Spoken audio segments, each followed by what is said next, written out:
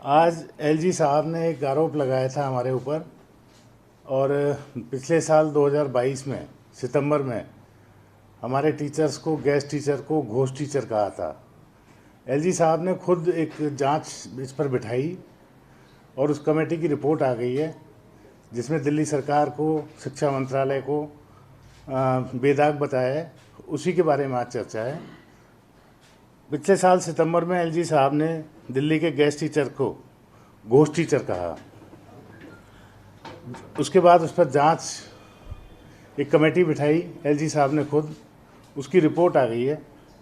उसमें रिपोर्ट में बताया गया है कि 1 रुपये का भी कोई बेजा इस्तेमाल नहीं हुआ, एक भी घोस्ट टीचर उसमें नहीं पकड़ा गया।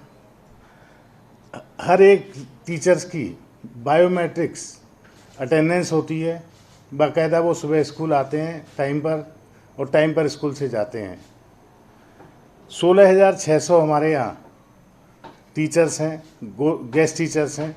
उसमें से 16,500 के हमने एक एक डॉक्यूमेंट, एक एक चीज़ उनकी चेक कर ली है और कोई भी कमी उसमें नहीं पाई गई है।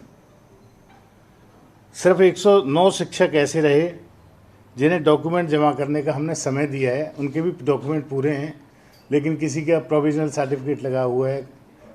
इस तरह की कोई छोटी मोटी कमियां हैं, उनको पूरा करने के लिए हमें उनको समय दे दिया गया है।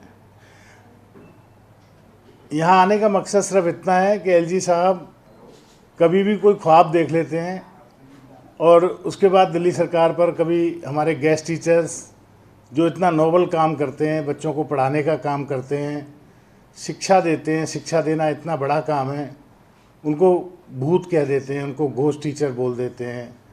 तो इस तरह के जो इल्ज़ामात इतने नोबल प्रोफेशन पर लगाते हैं और इतनी ईमानदार सरकार पर जो इल्ज़ामात लगाते हैं, उसकी रिपोर्ट मैं आपसे साझा कर रहा हूँ कि इस तरह से दिल्ली सरकार को चलने दें। दिल्ली सरकार के कामों में रोड़ा वो ना अटकाएं। मैं उनसे ये गुजारिश करने के लिए आप सबको बुलाया।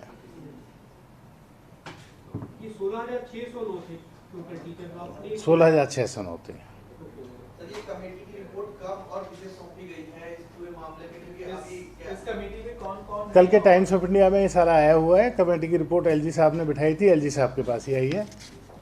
ये आप लोग को इस रिपोर्ट के बारे में तो कैसे पता चला? आपने जो बताया कि रिपोर्ट आ गई है, उसकी तो उस रिपोर्ट में क्या कुछ कहा गया, डिटेल क्या है, डिटेल क्या है? उसी की डिटेल के हिसाब से मैं बता रहा हूँ आपको।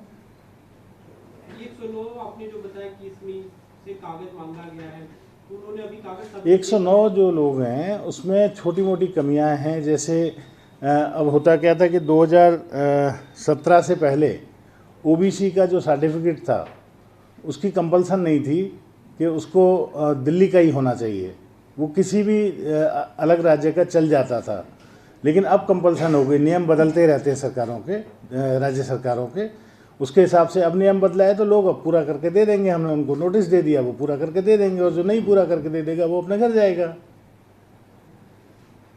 सर, एक मामला था टीचर्स को ट्रेनिंग के लिए फिनलैंड भेजना था। हालांकि आपने कहा कि अब समय निकल गया, मंजूरी देने को फायदा नहीं। हाँ जी, हाँ जी। तो क्या कोई नया बैच आप तैयार कर रहे हैं जिनको बाहर भेजना है, उसके लिए फिर से मंजूरी? वो समय आने पर आपको बता दिया जाएगा।